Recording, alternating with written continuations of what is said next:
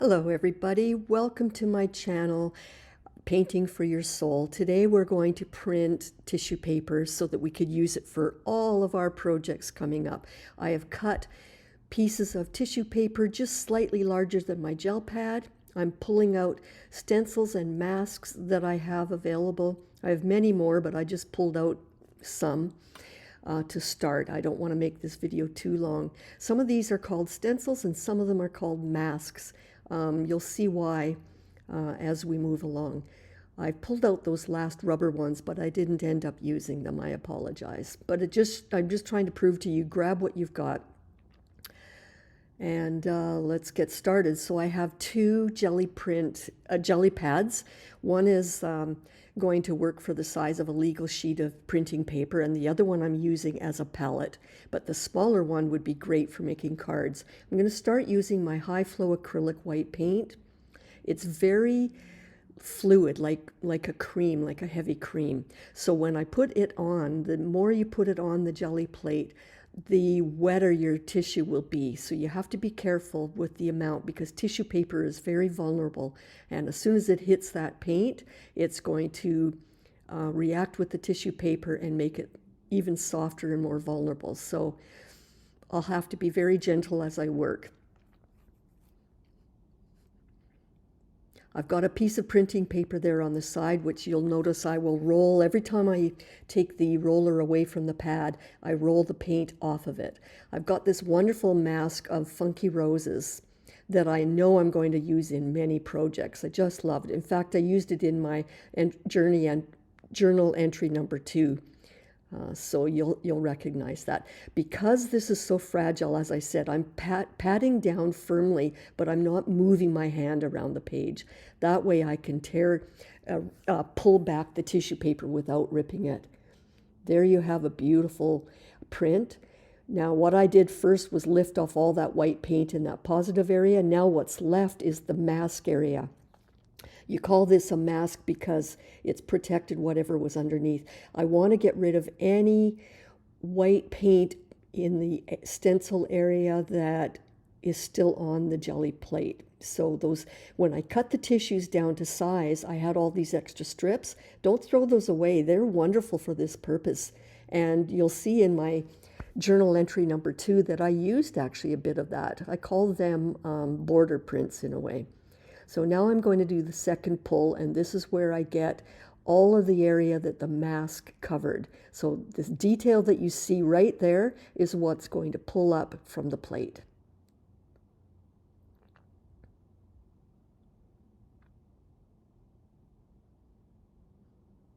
That's fabulous.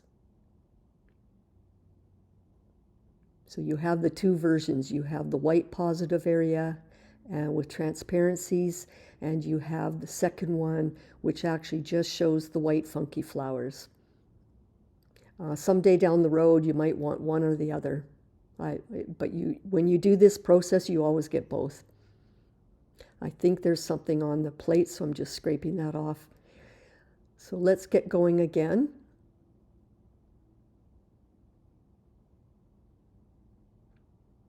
Doesn't hurt to repeat this so that you really understand how to do it. I'm trying to be careful getting the paint everywhere, but it's not that crucial if there's little flecks and details that didn't get picked up. Let's use the same mask again because I love it so much. I know I will be using it often. Trying to rotate it so that most of those roses fit on the page. Now this time, to show you the difference, I'm patting it down, but I'm not being so meticulous about grabbing all the areas. You'll see there's a lot of white still left in and amongst the pattern on the stencil. I'm not taking that off with dabbing it off with extra tissue. I'm leaving it as it is. So the purpose is to show you the difference. And in some cases, I might do a project where I want it like this, cloudy and mottled and distressed and more chalk-like, instead of such a strong outline of the flowers. So it's up to you.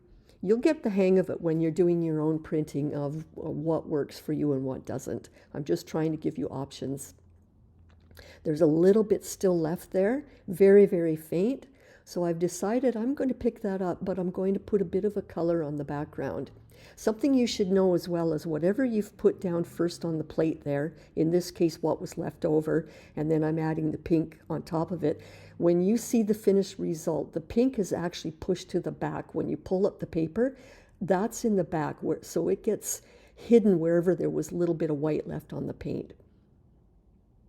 It looks like pink all over, but you will see once we lift it that the white that was left over is first and foremost on the page that we pull up.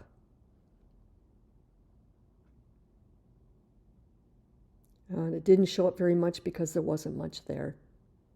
I'm going to use this paper to pull up everything that was there, and these are the ones I love the most because it's very subtle, very transparent, but mottled, and you get hints of pattern. I love these. I use them very often. You can't even tell what the pattern is, but it's just a mix.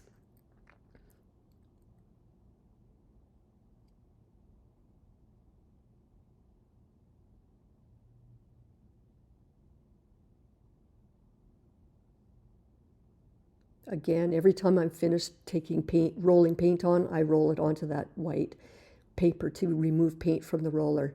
Here's a new stencil. Love this one. I used that one, I believe, in my journal entry number 2. So whatever was that subtle mottled background, that's okay because now I'm using this new stencil. So you're going to see this new pattern pick up a little bit more boldly on the paper that I used. See that? So I've got a white pattern, but I've got a mottled pink background that's very subtle. Since I still have a semi-print there, I'm going to use that pink pull that I didn't like. It was so dark and opaque, and I'm going to pull and remove all of the pattern that was left on the gel plate on top of that pink paper so that I've got a mixture of the two.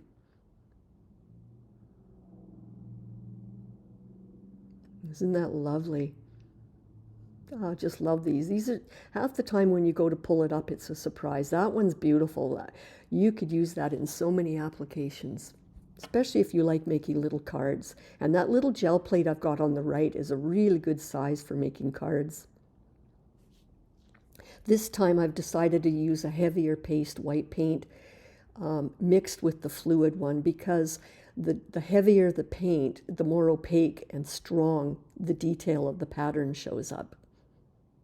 So from here on in, I'm adding that. Plus it makes it not quite as wet as the fully liquid one is.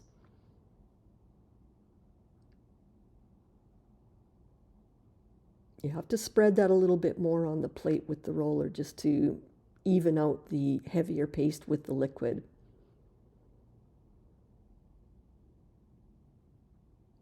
You'll notice a big difference now when we pull this pattern.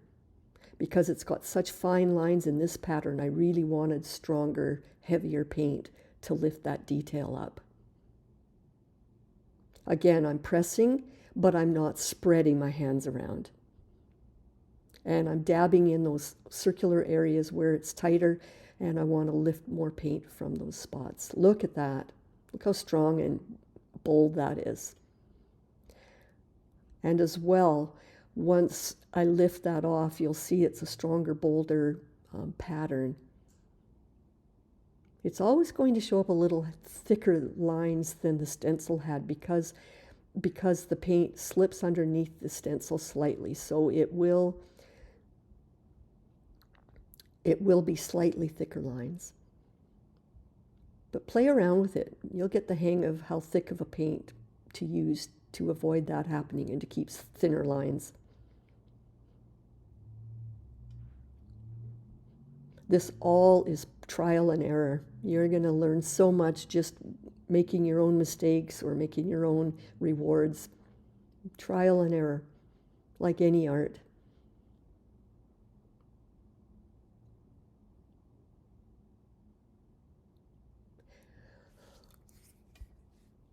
Sometimes it helps to take the roller and roll around like that to kind of smudge the paste with the milkier paint to blend the two. Roll back onto paper. Keep that roller smooth.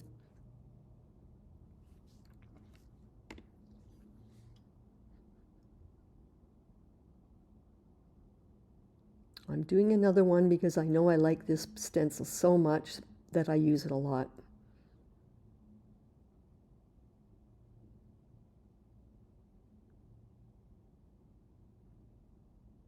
The other reason why I cut the tissue so that it extends past the jelly plate is so that I do have something to pull back. If you were to pull back where it just barely fits the pattern, you're going to rip the tissue paper. You'll find that out too. You'll make your mistakes. But you know what? If you ruin one of them, you just wrinkle it up and throw it out. It's just tissue paper. I decided before I pull the stencil that I want to add a little bit of pink on this. So wherever the pink is, I'm still going to have white where the stencil masks the pattern, masks the white background that I had first.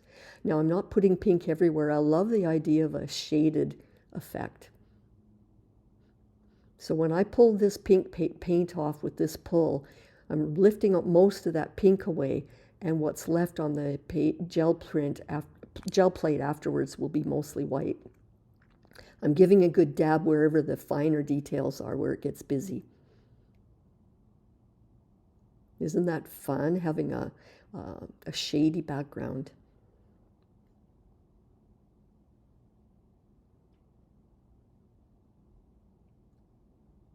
I will take some tissue and dab at all those fine details because it's hard to get the paint out of those little intricate areas.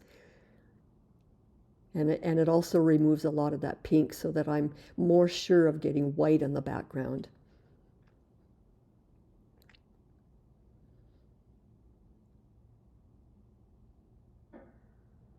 They call this the ghost print. This is the second pull after you've removed the stencil and you print again. This is a ghost print. Again, grab the border. Don't pull where there's paint or you'll rip the tissue. Very slightly some of that pink is showing up, but it's subtle. You wouldn't even notice it unless you put it over top all white paint. Then it would show up very subtle. And in some projects, you might want exactly that. That's why we make a box full of printed tissues of all varieties, because when you start working on a project and you rifle through your box, you never know what's going to catch your eye and inspire you to use.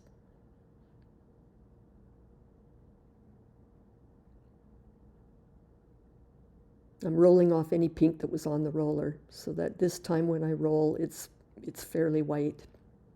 I'm not too concerned today because I'm just trying to give you a quick lesson on the process for printing.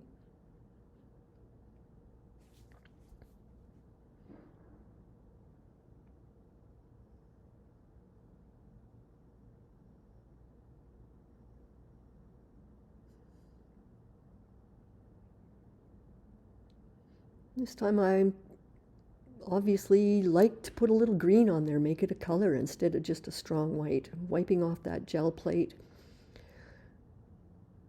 I'm not too concerned about getting all of it again, just to save us some time.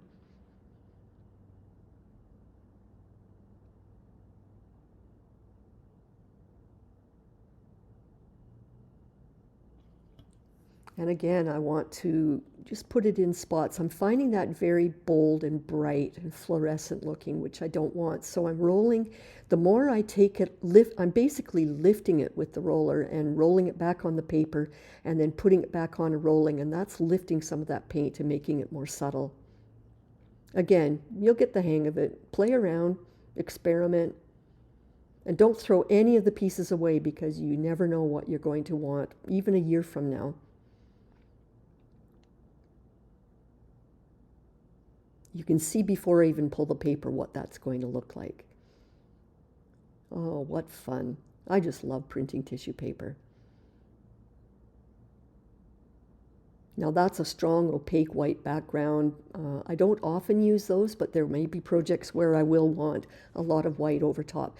Normally I like my tissue layers over my mixed media to be a little more transparent. I'm using that little plate to lift the paint off the bigger, but it didn't work. Anyway, the more I roll, the more I remove some of that green.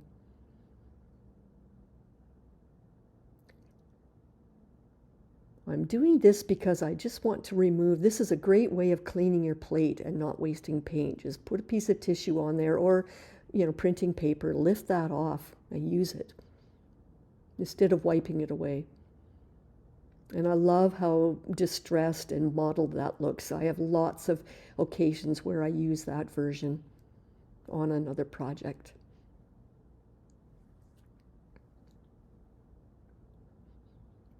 I've got that, you're probably wondering why I have that other container. That's a matte fluid, that's a fluid matte medium. If I was to use that instead of white, when I do a final pull and I pull the paper away, it would reveal the pattern, but the background would be clear. I didn't end up doing that today, so I apologize for having that there and confusing you.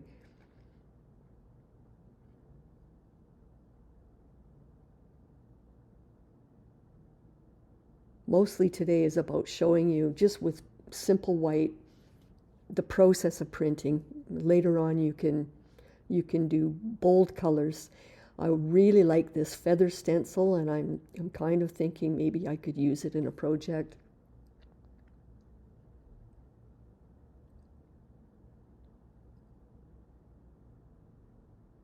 This requires a lot of pressing because there's such intricate fine detail in there, but again, don't move your hand around, just pat it down.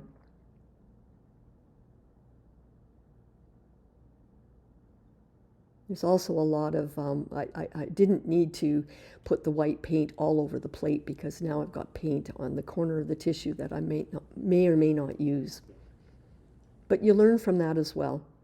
So I'm using the extra strips of tissue to really get in there and lift a lot of that detail area. So wherever this is getting lifted, you see how it's all transparent now? If you were to place that tissue paper over top of a solid colored paper or paint, it's really going to stand up and show the paint underneath. Let's lift that one.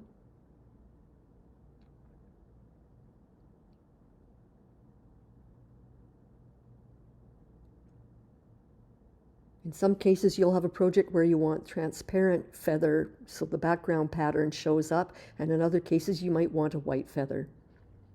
It's your call.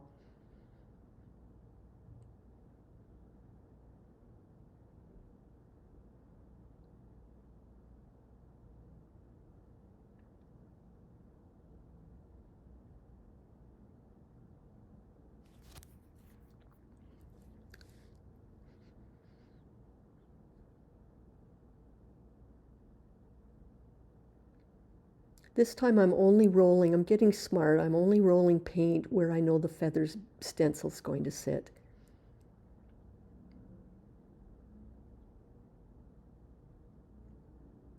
Now some of those other ones are called mask. This is truly called a stencil because you're really only revealing the pattern of the feather. The rest is all covers. So this is a stencil. The feather shows up. There's no way they could actually make a mask with that intricate feather shape and have it all hold together. So you can only do it this way. So in this case, I've got a very strong pattern of just the feather. And I like that there's a mottled bit of white there, so I'm going to mix some green and later some pink. And I'm going to make this feather look like it's got colors, which some feathers do. At least my feather does. Roll away the extra. And I'm not covering all of it in green because I want this to be a marbled effect. So before I remove the stencil, I'm going to add pink. So I'll end up with a little bit of white, a little bit of green, and a little bit of pink in the feather bristles, if you will, whatever you call it on a feather.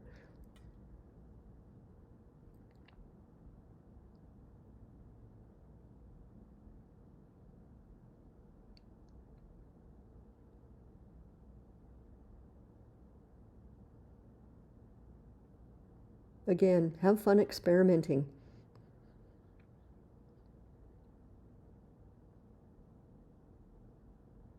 So that will be very subtle.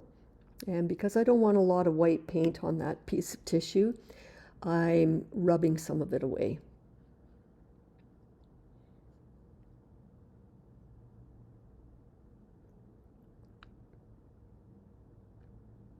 Here we go. I'm loving this feather. The result, it reminds me of pearl, like if you had a pearl and you can sometimes see iridescent hints of pink and green in them. That's what I call this, and I love it. That's going to be nice someday on a project.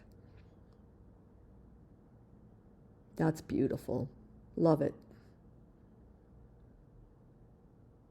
I'm putting all of those aside on the larger area of my table. You don't want to stack them on top of each other while they're still wet, or the tissues will stick together, believe me. Trust me, it's happened. And it's a good idea to even put a painting tarp down on the floor and set them all out individually so that they can dry without touching each other.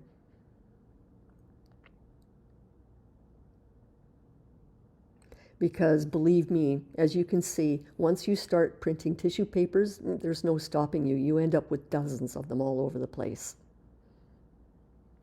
I mean, why bring out all this stuff, do all this work, make all this mess for 1 or 2 pulls? You may as well go at it and have fun. So I've pulled an old brush handle. That's all wasted, but make sure whatever you use, it's got a soft edge. I'm engraving a shape, just a funky flower. Don't press too hard or you will scratch your gel plate, and every time you use it in the future, those scratch marks will show up. So just make sure you use something rounded or rubber or silicone. This is just showing you that there are other options besides using stencils.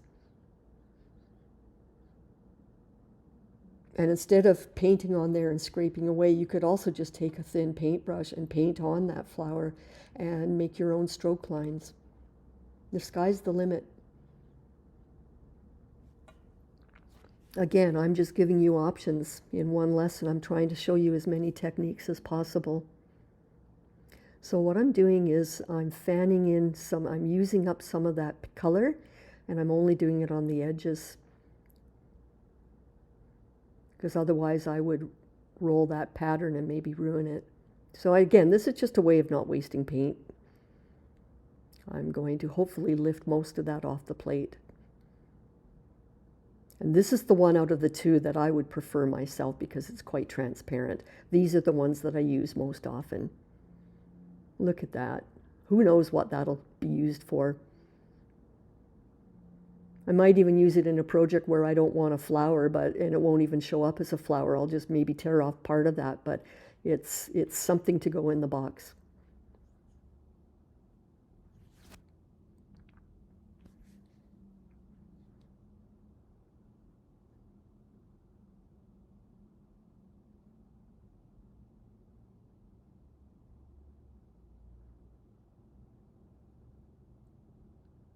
Giving it a good smudge. Get that paste rolled out.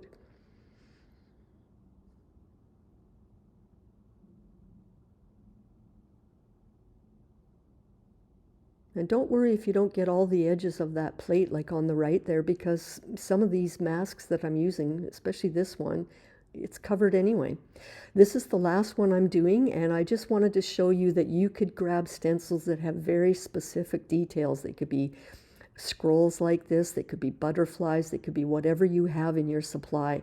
I just wanted to show you that sometimes for a project down the road, especially card making, you might want a specific detail like this, and you might just tear out that one part of it. See that? You might just take part of that and use it over top of something you're working on. Those are great for art journal books.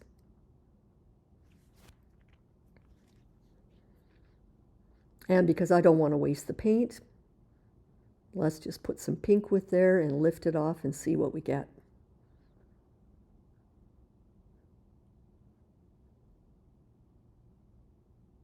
Again, today is mostly about white with a hint of color. You get the idea. You can take it from here and do whatever colors you want. You can use, you could do, a lot of times I do a day where I'm only using black because I want to do abstracts and have black prints over top. So it's whatever you feel like doing, whatever you think you're going to need down the road. Because these are all for my soul journal book, I want all of my soul journal book to be gentle and not so stark and bold. So I'm not using a lot of black in my soul journal book.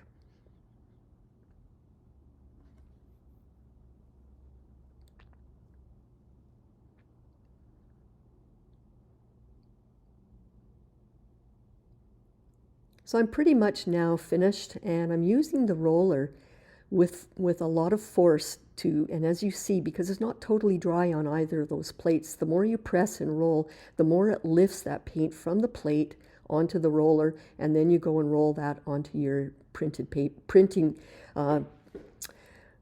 photocopy paper. That's just one way to clean a plate. So let's look, before we finish, these are the containers that the gel plates came in when I ordered them. I always put them back in there and close it tight so it keeps them airtight and they won't dry out. Try to put them away as clean as possible. And again, with the roller, keep that as clean as possible as well. So roll anything left over. You can see I've got a ridge there from a previous project where I was in a hurry. That can be cleaned off later. But anyway, it's good practice to take care of your plates and your roller. So here we have the finished results of what we did today. You can see how these are gentle images that will be great for a soul journal painting. None of them are really, again, they're all soft, curvy lines. I don't want anything. You could do the same process with squares and stripes, whatever it is that you want, but because these are going to be for my soul journal, let's keep them soft and subtle. Just loving it.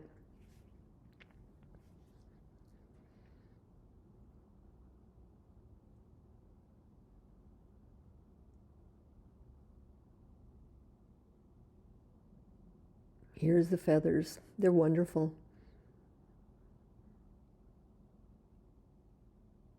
There's my favorite. Looks like pearl. There's the funky flower I drew.